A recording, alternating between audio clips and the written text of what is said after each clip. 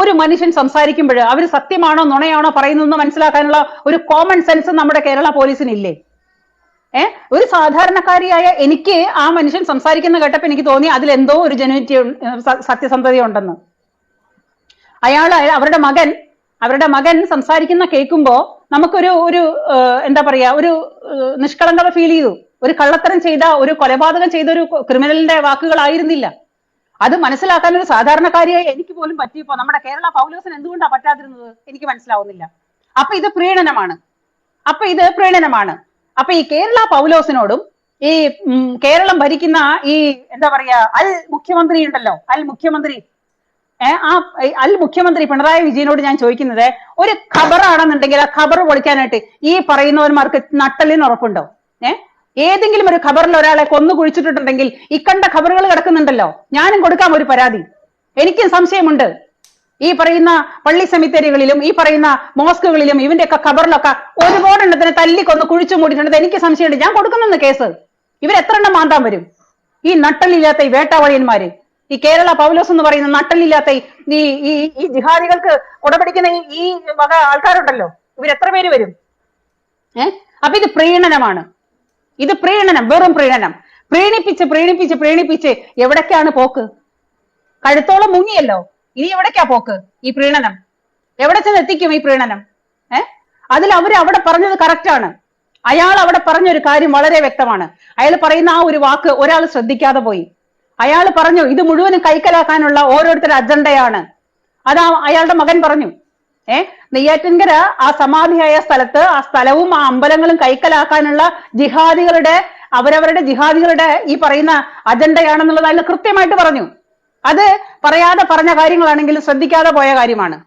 ഈ അമ്മച്ചിയുടെ യഥാർത്ഥ പ്രശ്നം എന്ന് പറയുന്നത്, ഇതിപ്പം നെയ്യാറ്റിൻകരയിലെ ഗോപൻ സ്വാമിയുടെ സമാധി പൊളിച്ചതോ അല്ലെങ്കിൽ അത് പരിശോധിച്ചതോ ഒന്നുമല്ല അമ്മച്ചിയുടെ പ്രശ്നം.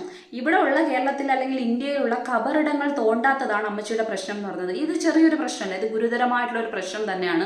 ഇത് ഏറ്റവും മുമ്പേ തന്നെ അല്ലെങ്കിൽ പെട്ടെന്ന് തന്നെ ഡോക്ടറെ കാണിക്കേണ്ട ഒരു പ്രശ്നം തന്നെയാണ്. കാരണം മതം തലയ്ക്ക് പിടിച്ച് ഭ്രാന്താവുന്നുള്ളൊരു അവസ്ഥയുണ്ട്. മതഭ്രാന്ത് എന്ന് പറയും, അതിതീവ്രമായിട്ടുള്ള അവസ്ഥ. അത് എത്തിക്കഴിഞ്ഞു കഴിഞ്ഞാൽ നമുക്ക് ചുറ്റുമുള്ളതെല്ലാം ഈ പറയുന്ന നമ്മുടെ ശത്രുക്കളായിട്ടൊക്കെ നമുക്ക് തോന്നും. അതായത് നിങ്ങൾ ജനിച്ച മതം മാത്രമാണ് ഏറ്റവും വലുത്, നിങ്ങൾ ജനിച്ച മതത്തിലുള്ളവർ മാത്രം നിങ്ങൾക്ക് ചുറ്റും കണ്ടാൽ മതി എന്നുള്ള തരത്തിലേക്കുള്ള വിഷത്തെ സ്വന്തമായിട്ട് തലച്ചോറിലേക്ക് ഇഞ്ചെക്ട് ചെയ്യുക. ആ ഇഞ്ചെക്ട് ചെയ്ത കാര്യങ്ങളെ ഈ പറയുന്ന ആശയ രൂപത്തിൽ മറ്റുള്ളവരിലേക്ക് കൂടി എത്തിച്ച് അവിടെ കൂടി വിഷം നിറച്ചുകൊണ്ടിരിക്കാൻ വേണ്ടിയിട്ട് മാത്രമാണ് നിങ്ങൾ നിങ്ങളുടെ സംസാരമൊക്കെ ഉപയോഗിച്ചുകൊണ്ടിരിക്കുന്നത് എന്ന് പറയുന്നത്. നിങ്ങൾ പറയുന്ന ഒന്നാമത്തെ കാര്യം, നിങ്ങൾ ഒരു കാല് അല്ലെങ്കിൽ ഈ പറഞ്ഞ ഒരു വള്ളത്തിൽ കാല് വെച്ച് പൊയ്ക്കൊണ്ടിരിക്കുന്ന ഒരു വ്യക്തിയല്ല, രണ്ട് വള്ളത്തിൽ കാല് വെച്ച് ഒരേ സമയം പൊയ്ക്കൊണ്ടിരിക്കുന്ന വ്യക്തിയാണ്. സ്വാഭാവികമായിട്ട് നിങ്ങൾ നടുക്കടലിൽ തന്നെ വീഴുക തന്നെ ചെയ്യും. കാരണം നിങ്ങൾ ഈ ഒരു വീഡിയോക്കകത്ത് പറയുന്ന കാര്യം എന്ന് പറഞ്ഞാൽ ഹിന്ദുക്കളെങ്കിലും ഹിന്ദുക്കളെ കുറ്റം പറയാതിരിക്കൂ, ഹിന്ദുക്കൾ ഒറ്റക്കെട്ടായിട്ട് നിൽക്കൂ, ഇങ്ങനെ പറയുന്നു. അറ്റ്ലീസ്റ്റ് നിങ്ങൾ ഈ പറയുന്ന വാചകത്തിലെങ്കിലും സത്യസന്ധത ഉണ്ടെങ്കിൽ, നിങ്ങളുടെ മനസ്സിൽ നിന്ന് വന്നൊരു വാചകമാണെങ്കിൽ, ഈ സുധാകരൻ ഹിന്ദു അല്ലേ, എന്തെങ്കിലും വ്യത്യാസമുണ്ടോ? അതോ ഈ പറയുന്ന BJP ആയിട്ട് ഇത്രയും 20 വർഷത്തോളം പ്രവർത്തിച്ചിരുന്ന ഒരു വ്യക്തി ഇപ്പം കോൺഗ്രസിലേക്ക് പോയ സമയത്ത് അയാൾ ഹിന്ദു അല്ലായിരുന്നോ? അയാൾ എന്തൊക്കെ ഒറ്റത്തന്തയ്ക്ക് പിറന്നവനാണോ അല്ലെങ്കിൽ മറ്റേതൊക്കെ വഴിക്ക് പിറന്നതാണ്? ഇങ്ങനെയൊക്കെ എത്രത്തോളം തരം താഴ്ത്താൻ പറ്റുമോ അത്രത്തോളം ആക്ഷേപിച്ചത് ലണ്ടനിൽ ഇരുന്നുകൊണ്ട് നിങ്ങളെന്ന അമ്മച്ചി തന്നെ അല്ലേ? അപ്പം നിങ്ങൾക്ക് അവരൊന്ന് ഹിന്ദുക്കളായിട്ട് തോന്നിയില്ലേ? അപ്പം നിങ്ങൾക്ക് തരം തോന്നുന്നത് കണക്ക് അല്ലെങ്കിൽ തരം മാറുന്ന കണക്ക് ഈ ഓന്ത് വേഷം മാറുന്നത് അനുസരിച്ച് ഓരോ സാഹചര്യം വരുന്ന അനുസരിച്ച് നിങ്ങളുടെ തീരുമാനങ്ങളങ്ങ് മാറ്റി അത് മൊത്തം നമ്മളിങ്ങ് കേട്ടുകൊണ്ടിരിക്കാന്നൊരു സംഭവം. ആദ്യം പറയുന്ന കാര്യങ്ങൾ ഉറച്ചു നിൽക്കാനുള്ള തൻ്റെ ഇടമെങ്കിലും കാണിക്കുക. അതല്ലാതെ തോന്നിയാസം പോലെ എന്ത് കാര്യങ്ങളും വിളിച്ചു പറയാനുള്ള ഒരു പ്ലാറ്റ്ഫോം അല്ല ഇതെന്ന് ആദ്യം മനസ്സിലാക്കുക. അത്രയെങ്കിലും സ്വബോധം ഉണ്ടാവുക. സാഹചര്യത്തിന് അല്ലെങ്കിൽ ഈ പറയല്ലോ പ്രായം ഇത്രയധികം കാലം ജീവിച്ചിട്ടുണ്ടല്ലോ, അതിനനുസരിച്ചുള്ള കുറച്ച് പക്വതയെങ്കിലും കാണിക്കണ്ടേ? ഇനി നിങ്ങൾ ജിഹാദികൾ എന്ന് പറഞ്ഞുകൊണ്ട് ഒരു കൂട്ടം ആൾക്കാരെ ഭയങ്കര ശത്രുക്കളായിട്ട് വിലയിരുത്തുകയും കാര്യങ്ങൾ പറയുകയും അവരെ പ്രീണിപ്പിക്കാൻ വേണ്ടി ഗവൺമെന്റ് ശ്രമിക്കുക എന്ന് പറയുന്ന സമയത്ത് അറ്റ്ലീസ്റ്റ് ഒരു കോമൺ സെൻസ് എങ്കിലും കാണിക്കണ്ടേ? അതായത് നിങ്ങൾക്ക് ഇതിനോട് ഭയങ്കര സ്നേഹം തോന്നിയത്, പ്രേമം തോന്നിയത് അല്ലെങ്കിൽ ഭയങ്കര നിഷ്കളങ്കത തോന്നിയത് ഈ ഗോപൻ സ്വാമിയുടെ മകൻ സംസാരിച്ചാൽ എന്തെന്ന് ചോദിച്ചു കഴിഞ്ഞാൽ, ഇവിടെ ഉള്ളവരെല്ലാം മുസ്ലിങ്ങളെല്ലാം തീവ്രവാദികളാണ് എന്ന് പറഞ്ഞ ഒറ്റ സെന്റൻസിൽ നിന്നാണ് നിങ്ങൾക്ക് അവരോട് സ്നേഹം തോന്നിയത്. അതിൽ നിന്ന് തന്നെ നിങ്ങളുടെ മതഭ്രാന്ത് കൃത്യമായിട്ട് മനസ്സിലാക്കാൻ പറ്റും. ഇവിടെ നിയമം എന്താണെന്ന് അറ്റ്ലീസ്റ്റ് അതെങ്കിലും മനസ്സിലാക്കാം. അതായത് നിങ്ങൾ കേരളത്തിലല്ലോ, ലണ്ടനിൽ പോയത് സംസാരിച്ചിട്ട് എന്താണ് ഒരു കാര്യം എന്ന് പറയുന്നത്? ഇപ്പം നിങ്ങൾക്ക് കുറച്ചെങ്കിലും കോമൺ സെൻസ് ഉണ്ടെങ്കിൽ മനസ്സിലാക്കാൻ പറ്റുന്ന കാര്യമാണ്.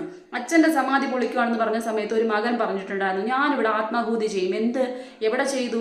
അത്രയ്ക്ക് സത്യസന്ധമായിട്ടുള്ള വാക്കാണെന്നുണ്ടെങ്കിൽ അവൻ എന്തുകൊണ്ട് ചെയ്തില്ല? അതൊന്നാമത്തെ കാര്യം. രണ്ടാമത്തെ കാര്യം എന്ന് പറയുന്നത് പോട്ടെ, ഈ സമാധി എന്ന് പറയുന്ന കാര്യത്തിൽ തൊട്ട് കഴിഞ്ഞാൽ അശുദ്ധിയാവും, അതും പോട്ട്. അതിൻ്റെ കാര്യം പോട്ട്, സമാധി ആരും കാണരുത്, ഒരാളും കാണാൻ പാടില്ല, അതുകൊണ്ടാണ് ആരെ അറിയിക്കാതെ ഞങ്ങൾ ഒറ്റയ്ക്ക് ചെയ്തതെന്ന് പറഞ്ഞ വ്യക്തി ഇതെല്ലാം ചെയ്തതിന് ശേഷം ഇപ്പം എല്ലാവരെയും വിളിച്ചു കൂട്ടി എല്ലാ ഋഷിവര്യന്മാരോ ആരൊക്കെയോ വന്നൊക്കെയല്ലേ ചെയ്തിരിക്കുന്നത്. അപ്പോൾ ആൾക്കാരുടെ മുന്നിൽ വെച്ച് ഈ ചടങ്ങ് നടന്നപ്പോഴത്തേക്ക് എന്താ ഇതാരും കാണാതെ ചെയ്യേണ്ട ഒരു കാര്യമാണ് സമാധി എന്ന് പറഞ്ഞത് തല തിരിഞ്ഞു പോയോ?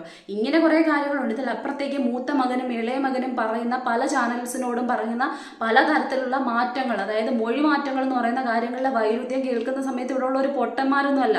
ഇവിടെ നമുക്കൊരു നിയമമുണ്ട്, ആ നിയമം അനുശാസിക്കുന്ന വിധത്തിൽ മാത്രമേ ഇവിടെ ഒരു കാര്യം നടക്കത്തുള്ളൂ. ഒരാൾ മരിച്ചു കഴിഞ്ഞാൽ, ജനിച്ചു കഴിഞ്ഞാൽ നമുക്കറിയാവുന്ന കാര്യമാണ് അവിടെ ബർത്ത് സർട്ടിഫിക്കറ്റ്, ഡെത്ത് സർട്ടിഫിക്കറ്റ് എന്നൊക്കെ പറയുന്ന കാര്യങ്ങളുണ്ട്. നമ്മുടെ ഈ പറയുന്ന നമുക്ക് കണക്കെടുപ്പ് സെൻസസ് ഒക്കെ നടത്തുന്നത് എന്തിനാന്ന് പോലും അറ്റ്ലീസ്റ്റ് അത്രയും വിവരം പോലും നിങ്ങൾക്കില്ലേ? പഞ്ചായത്തിൽ ഇത്തരത്തിലുള്ള കാര്യങ്ങൾ, ഒരു പഞ്ചായത്തിൽ എത്ര പേര് അധിവസിക്കുന്നുണ്ട്, എത്ര പേരുടെ മരണം സംഭവിക്കുന്നുണ്ട്, എത്ര പേരുടെ ജനനം സംഭവിക്കുന്നുണ്ട്, ഇതൊന്നും അറിയേണ്ട കാര്യമില്ലേ? പിന്നെ ഇവിടെ എന്താണ് നടന്നുകൊണ്ടിരിക്കുന്നത്? നിയമത്തിന് ഒരു വില ഇല്ലാത്തതാണോ? അതോ നിങ്ങൾ ലണ്ടനിൽ പോയിരിക്കുന്നതുകൊണ്ട് ലണ്ടനിലെ നിയമങ്ങൾക്ക് മാത്രം നിങ്ങൾ വില കൽപ്പിച്ചുകൊണ്ടിരിക്കുകയാണോ ചെയ്യുന്നത്?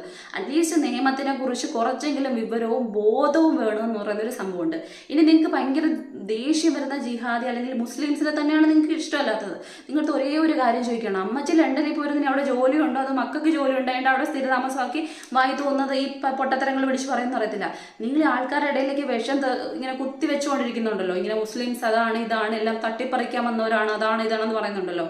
ഈ UAE അല്ലെങ്കിൽ ഈ പറയുന്ന ദുബായ്, സൗദി അറേബ്യ, റിയാദിന്റെ ഭാഗമായിട്ടൊക്കെ വരുന്നത് ഇത്തരത്തിലുള്ള സ്ഥലങ്ങളിൽ, അതായത് അറേബ്യൻ രാജ്യങ്ങളിൽ എനിക്ക് തോന്നുന്നു മുസ്ലിംസിനെക്കാളും കൂടുതൽ ഈ പറയുന്ന ഇന്ത്യയിലെ ഒരു കൂട്ടം ഹിന്ദു സമൂഹത്തിലുള്ള ആൾക്കാർ അവിടെ ജോലി ചെയ്യുന്നുണ്ട്. അവിടെ ഒരു തരത്തിലും ഇവിടെ ഈ പൈസ കൂടുന്നുണ്ടെങ്കിൽ, ഇവിടെ കൃത്യമായിട്ട് ഇങ്ങോട്ട് വരുന്നുണ്ടെങ്കിൽ, അല്ലെങ്കിൽ ഇവിടെ സുഖമായിട്ട് പല കുടുംബങ്ങളും ഹിന്ദു കുടുംബങ്ങൾ കഴിയുന്നുണ്ടെങ്കിൽ അതിൻ്റെ ഏറ്റവും വലിയൊരു വഴി എന്ന് പറയുന്നത് ഈ പറയുന്ന അറബ് രാജ്യങ്ങളിൽ നിന്നിട്ടുള്ള വരുമാന മാർഗമാണ്. അവരവിടെ ജോലി ചെയ്യുന്നത് കൊണ്ടാണ്. നിങ്ങൾ ഇത്തരത്തിലുള്ള വിഷം കുത്തിവെക്കുന്ന സമയത്ത്, നിങ്ങൾ ഇവരെ ശത്രുക്കളായിട്ട് ആരോപിക്കുന്ന സമയത്ത് നിങ്ങൾ എന്താണ് അത് ചിന്തിക്കാത്തതെന്ന് പറയുന്നത്?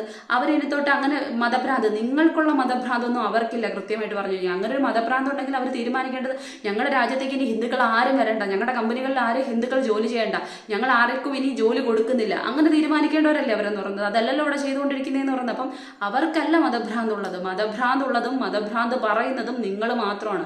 നിങ്ങളുടെ ഉള്ളിൽ നിറച്ച് ഈ പറയുന്ന നമ്മൾ പറയത്തില്ല അടിമുടി വിഷമാണെന്നൊക്കെ പറയത്തില്ല, അതുപോലൊരു ചിന്ത, മതം എന്ന് പറയുന്ന ചിന്ത മനസ്സ് നിറയെ കൊണ്ട് നടക്കുന്നവർ നിങ്ങൾ മാത്രമാണ്. അല്ലാതെ ആ ഒരു സമുദായത്തിൽപ്പെട്ട ആൾക്കാർ മൊത്തം ഇത്തരത്തിൽ ചിന്തിച്ചുകൊണ്ടിരിക്കുന്നവരല്ല. ആ സമുദായത്തിലായാലും ഹിന്ദു സമുദായത്തിലായാലും ഇനി ഏത് സമുദായത്തിലായാലും ഏത് മതത്തിലായാലും മതഭ്രാന്തുള്ള അല്ലെങ്കിൽ ഇത്തരത്തിലുള്ള തീവ്രവാദ പ്രവർത്തനങ്ങൾ ചെയ്യുന്ന, ഭീകരവാദ പ്രവർത്തനങ്ങൾ ചെയ്യുന്ന മനുഷ്യർ കുറച്ചൊരു ലെവലിൽ എല്ലാ മതത്തിലും ഉണ്ട്. അതിവിടെ ഏത് രാജ്യത്ത് നോക്കിക്കഴിഞ്ഞാലും നമുക്ക് മനസ്സിലാക്കാൻ പറ്റുന്ന ഒരു കാര്യമാണ്. അതല്ലാതെ ഈ ഒരു സമുദായത്തിൽപ്പെട്ടവർ മാത്രമേ ഭീകരവാദികളുള്ളൂ, തീവ്രവാദികളുണ്ടോ എന്ന് പറഞ്ഞു കഴിഞ്ഞാൽ നിങ്ങൾക്ക് ഒന്നിനെ കുറിച്ചും ഒരു വിവരവും ഇല്ലെന്ന് തന്നെയാണ് അതിന്റെ അടിസ്ഥാനം എന്ന് പറയുന്നത്. ഇവിടെ കൃത്യമായിട്ട് സഹോദരങ്ങളെ പോലെ സ്നേഹിച്ച് കഴിയുന്ന, മതമോ ജാതിയോ ഒന്നും നോക്കാത്ത ഒരു കൂട്ടം സഹോദരങ്ങൾ ഉൾക്കൊള്ളുന്ന ഒരു രാജ്യം തന്നെയാണ് ഇന്ത്യ എന്ന് പറയുന്നത്. അവിടേക്ക് വിഷവിത്ത് ലണ്ടനിൽ ഇരുന്നുകൊണ്ട് പാകേണ്ട കാര്യം നിങ്ങൾക്കില്ല.